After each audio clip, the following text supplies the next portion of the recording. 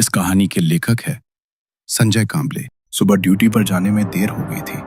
शायद पिछली रात मैं उस लड़की के बारे में कुछ ज्यादा ही सोच रहा था। इस कारण देर रात तक नींद नहीं आई। उसके चेहरे पर फैला डर, उसकी मुरझाई मुस्कान और उसकी वो कांपती आवाज, ये सब मेरे दिलो दिमाग में घूम रहा था। इसके चलते सुबह उठने में देर हो गई और जल्दबाजी में मेरा मोबाइल भी घर पर ही रह गया। जब मैं दोबारा घर की तरफ अपनी बाइक लेकर सड़क पर मुड़ा तो अचानक वही लड़की दिखी। उसके पिता एक्टिवा चला रहे थे और वो पीछे बैठी थी। उसने चेहरे पर स्कार्फ बंधा था, लेकिन उसकी वो आंखें, मैंने उसे पहचान लिया। जैसे ही उनकी एक्टिवा मेरे सामने से गुजरी, मैंने देखा कि कुछ लड़के अपनी बाइक से उनके पीछे जा रहे थे और उन लड़कों की बुरी नीयत समझने में मुझे देर नहीं लगी। इस घटना को करीब 3-4 दिन हो चुके थे। ज्यादा काम की वजह से घर लौटने में रात हो जाती, जिसके कारण दोस्तों से भी मिलना जुलना कम हो गया था। उस रात भी मैं हमेशा की तरह देर से घर आया। बहुत थका हुआ था। खिड़की से बाहर देखा तो हमारे रोज के ठिकाने पर आज एक भी दोस्त नहीं आया था। सोचा कॉल करके किसी दोस्त को चौराहे पर बातें करने के लिए बुला लूं, लेकिन दिन भर काम की वजह से शरीर इतना थक चुका था कि मैंने खाना खाया और टीवी देखते हुए बिस्तर पर लेट गया। पता ही नहीं चला कि कब नींद आ गई। देर रात कुत्तों के भौंकने की तेज आवाज से मेरी आंख खुली। ऐसा लग रहा था जैसे गली के सारे कुत्ते एक साथ किसी अनहोनी पर रो रहे थे तो कुछ भौंक रहे थे। मैं थोड़ी देर बिस्तर पर पड़ा रहा। सोचा गली में इतने सारे लोग रहते हैं, कोई तो उठकर उन कुत्तों को वहां से भगाएगा, लेकिन कोई फायदा नहीं हुआ। जब आवाज कम नहीं हुई तो खुद ही उठकर बाहर जाने का मन बनाया। दरवाजा खोला और बाहर निकला। बाहर सड़क पर देखा तो एक बिजली के खंभे के नीचे करीब 10-12 कुत्तों का झुंड इकट्ठा होकर भौंक रहा था, जैसे किसी चीज को घेर कर खड़ा हो। पर वहां लगे ट्यूबलाइट को किसी ने पत्थर मारकर तोड़ दिया था, जिस वजह से वहां अंधेरा काफी गहरा था। इसलिए ये साफ नहीं हो पा रहा था कि आखिर कुत्ते किस पर भौंक रहे हैं। शोर काफी बढ़ गया, लेकिन एक भी इंसान उन कुत्तों को भगाने बाहर नहीं निकला। आलसी कहीं के। खैर, पास पड़ा एक छोटा पत्थर उठाकर मैंने उनकी ओर फेंका। कुत्ते एक झटके में वहां से भागे, पर थोड़ी दूरी पर जाकर भौंकना जारी रखा। अब वाकई में मुझे उन कुत्तों पर गुस्सा आ रहा था। मैंने जमीन पर पड़ा एक छोटा पत्थर उठाकर सड़क की तरफ फिर से देखा। तभी मेरी नजर कुछ दूर एक घर की बाड़ पर पड़ी। कुछ तो हलचल हो रही थी। ये ठीक से समझ नहीं आया कि वो कौन था, लेकिन आकार और थोड़ी थोड़ी हलचल से ये साफ था कि वहां कोई तो है। लग रहा था कि वहां उस अंधेरे में किसी की छाया मंडरा रही है। मैंने आगे जाकर देखने का फैसला किया। आसपास के इलाके में वैसे भी चोरी की घटनाओं में बढ़ोतरी हुई थी, इसलिए सतर्कता जरूरी थी। मैं अपनी आम रफ्तार में मोबाइल पर रील स्क्रॉल करते हुए चलने लगा। तिरछी नजर से मैं उसी को देख रहा था। मुझे अपनी तरफ आता देख वो भी एक घर के दरवाजे की तरफ बढ़ने लगा। अब हमारे बीच 20-25 कदम की दूरी थी, लेकिन दरवाजे की चौखट अंदर की तरफ होने और खंबे पर बिजली की लाइट बंद होने से वहां गहरा अंधेरा था। अब मैं दरवाजे से महज 5 फीट दूर था। मैंने उसे देखने की कोशिश की, लेकिन ऐसा लग रहा था कि अंधेरे ने उसे अपने में समा लिया हो। मैंने तुरंत अपने मोबाइल की टॉर्च ऑन की और उसकी तरफ रोशनी डाली। दरवाजे की चौखट पर सफेद LED लाइट की रोशनी पड़ी, लेकिन वहां कोई नहीं था। जो भी था वो शायद पहले ही वहां से भाग गया था। पर कैसे? मैं बिना नजरें हटाए चला आ रहा था। मैं कुछ पल ठहरा, इधर उधर नजरें डाली, लेकिन कहीं कोई हलचल नजर नहीं आई। जिन कुत्तों को मैंने कुछ देर पहले भगाया था, उनमें से कुछ दूर पहाड़ी पर खड़े होकर लगातार रोए जा रहे थे। वीरान रात में गूंजती उनकी आवाज काफी डरावनी सी लग रही थी, जैसे गहरे जंगल के बीच कोई अनदेखा खतरा मंडरा रहा हो। जरूर वहां कुछ अजीब था, वरना इतनी बेचैनी क्यों महसूस हो रही थी। मैंने एक बार फिर दरवाजे की तरफ देखा और टॉर्च की रोशनी डाली, लेकिन कुछ नहीं दिखा। कुत्तों की आवाजें भी धीरे धीरे थम गई और चारों ओर सन्नाटा छा गया। अब माहौल में एक अजीब सी बेचैनी थी। रात के उस गहरे सन्नाटे में केवल रात के कीड़ों की आवाज गूंज रही थी। पल पल खौफनाक होते उस माहौल से मुझे भी अब डर लगने लगा। गहरी सांस ली और घर की ओर लौटने लगा, पर कुछ कदम चलते ही मुझे ऐसा महसूस हुआ कि जैसे कोई मेरे पीछे चल रहा है। अपने कदम धीमे किए और ध्यान से सुनने लगा। पीछे से आ रही कदमों की आहटें धीरे धीरे करीब आती महसूस हो रही थी। मैं सावधान हो गया। मन में अजीब सी घबराहट थी। हो सकता है ये वही व्यक्ति हो जो छिपकर मुझे देख रहा था। मतलब मेरा शक सही था। कोई चोर उस गहरे अंधेरे में दुबक कर बैठा था। अब वो भागने के लिए जगह ढूंढ रहा है और मेरे घर के भीतर जाते ही भागने की कोशिश करेगा। मैं तो उसका मुकाबला भी नहीं कर सकता, क्योंकि अगर वो चोरी के इरादे से आया है तो साथ में जानलेवा हथियार भी लेकर आया होगा। मतलब अगर मैंने लोगों को बुलाने की कोशिश की या कुछ होशियारी दिखाने की कोशिश की तो वो मुझे जान से मारने में भी नहीं कतराएगा। यही सोचकर ही मेरा कलेजा कम उठा और तभी मेरी गर्दन पर हल्की सी सिहरन महसूस हुई। लगा किसी ने मेरे कंधों पर हाथ रख दिया और एकदम से पीछे खींच लिया। मैंने झट से मुड़कर पीछे देखा पर कोई नहीं था, लेकिन गौर से देखने पर थोड़ी दूर खंबे की हल्की रोशनी में एक धुंधली काली आकृति खड़ी नजर आ रही थी। कोई मुझसे कुछ दूरी पर खड़ा था। उसकी आकृति अजीब तरह से झुकी हुई थी। उसके दोनों हाथ जमीन तक लटक रहे थे।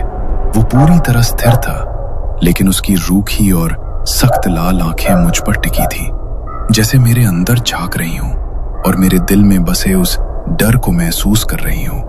वो जो कोई भी था, उसकी मौजूदगी किसी बुरे सपने जैसी लग रही थी, जो हर बीतते पल के साथ और भी डरावनी होती जा रही थी। मेरे बराबर की ऊंचाई लगभग 6 फीट, पर दुबला पतला शरीर।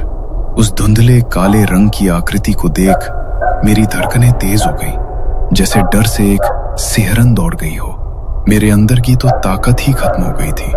मैं सन्न होकर सिर्फ देख रहा था कि तभी उस आकृति ने अपना बायां हाथ धीरे धीरे ऊपर उठाकर एक इशारा किया। वो किसी घर की तरफ इशारा कर रहा था, पर मुझ में ये सब कुछ समझने की हिम्मत नहीं बची थी। मैं बस जान बचाकर वहां से भागना चाहता था, पर जैसे किसी ने मेरे पैर कस के जकड़ रखे थे।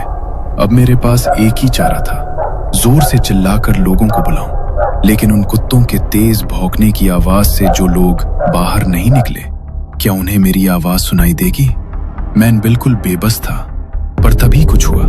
पलक झपकते ही वो डरावनी छवि कहीं गायब हो गई थी।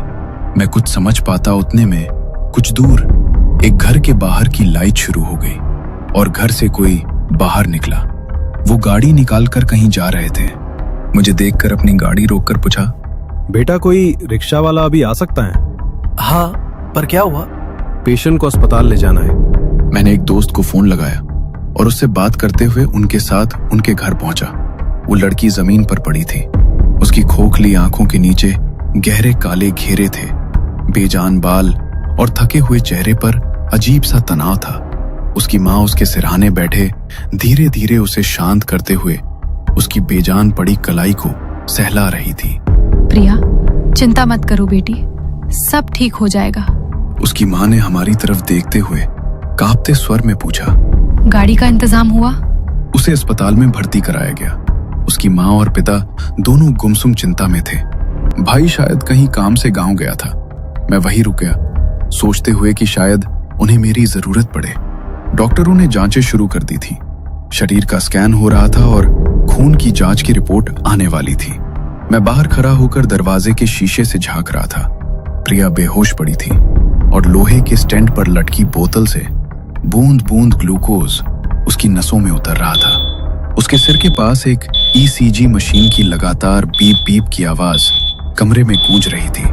आईसीयू कमरे के दरवाजे पर लगे कांच से भीतर के हालात को मैं देखकर जैसे ही मुड़ा, मुझे कुछ अजीब लगा।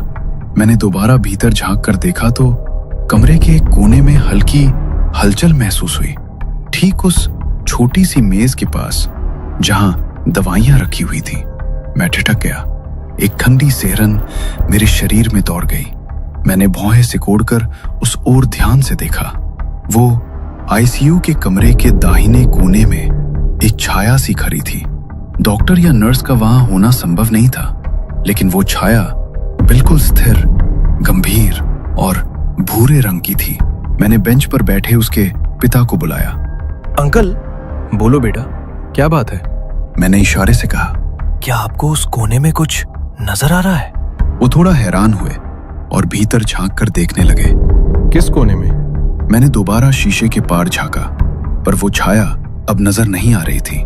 मैं कुछ बोलता तभी उन्होंने कहा। तुम थक गए हो। उन्होंने मेरे कंधे पर हाथ रखकर कहा। शायद तुम्हें ज्यादा थकान की वजह से ऐसा महसूस हो रहा है। तुम आराम करो, 4 बज रहे हैं। उनकी बात सुनकर मैं चुपचाप बगल की बेंच पर लेट गया, लेकिन वो अनजानी छाया मेरे मन में गहराई तक उतर चुकी थी और मैं उस रहस्य को समझने की कोशिश में करवटें बदलता रहा। हेलो। एक हल्की सी आवाज से मेरी नींद टूटी। मेरी आंखों पर अब भी भारीपन था, जैसे सपना और वास्तविकता के बीच का फर्क धुंधला हो गया हो। हेलो, उठिए। आवाज फिर से आई। अरे माँ, सोने दो ना, वैसे भी आज छुट्टी है। तभी अचानक चेहरे पर ठंडे पानी के छींटे पड़े और शरीर में एक ठंडी लहर दौड़ गई। मैंने झट से आंखें खोली और सामने बेहद खूबसूरत लड़की खड़ी मेरी तरफ देखकर हल्के से मुस्कुरा रही थी। मैंने पहचान लिया, वो प्रियंका थी। उसके बाल पीछे की तरफ बंधे हुए थे और उसने सफेद रंग का पंजाबी सूट पहना था। मैं बस उसे चुपचाप देखता ही रह गया और मैंने लेटे लेटे ही उसे कहा, अरे इतनी सुबह हमारे घर? उसने मुस्कुराते हुए जवाब दिया, ये ना आपका घर है ना ही मेरा, ये हॉस्पिटल है। तभी उसके हाथ पर सफेद पट्टी चिपकी हुई थी और फिर कुछ याद आ गया। आप यहाँ क्या कर रही हैं? जाइए अंदर बेड पर आराम कीजिए। नर्स, इन्हें कमरे में ले जाइए। उन्हें डिस्चार्ज दे दिया गया है। नर्स ने रिपोर्ट चेक करते हुए कहा। क्या डिस्चार्ज? हाँ। नर्स ने कहा और वो दूसरे पेशेंट को देखने चली गई। हाँ, डिस्चार्ज मिल गया है मुझे, अब हम घर जा रहे हैं।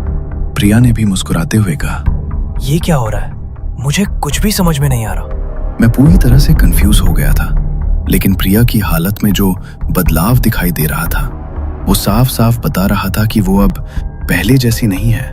उसके पिता मेरे पास आए और बोले, चलो, रिक्शा आ गई है। तुमने बहुत मदद की है, हमारे कारण तुम्हें बहुत परेशानी हुई। मेरा ध्यान उनकी बातों पर नहीं था। मैं बिल्कुल चकित था। एक लड़की जो रात भर आईसीयू में थी, अब वो इतनी जल्दी ठीक होकर घर जा रही थी और ये सब बहुत सलीके से हो रहा था। अस्पताल के कर्मचारी और नर्स सब उसके जैसे परिचित थे। प्रिया के पिता काउंटर के पास खड़े बिल चुका रहे थे, तो उसकी माँ और मैं वही खड़े प्रिया को देख रहे थे। प्रिया, चलो बेटा। उसके पिता ने फिर से आवाज दी। नर्स को बाय कहकर वो चली आई। अब सवाल तो बहुत थे, लेकिन मैं पूछ नहीं पा रहा था। कल आप इतनी गंभीर हालत में थी और अब कुछ ही घंटों में इतनी जल्दी ठीक कैसे हो गई? बाद में बताऊंगी। आपका नंबर दीजिए। वैसे भी हम लोग एक ही इलाके में रहते हैं। आपने हमारी बहुत मदद की है, काफी एहसान है हम पर। मदद? एहसान?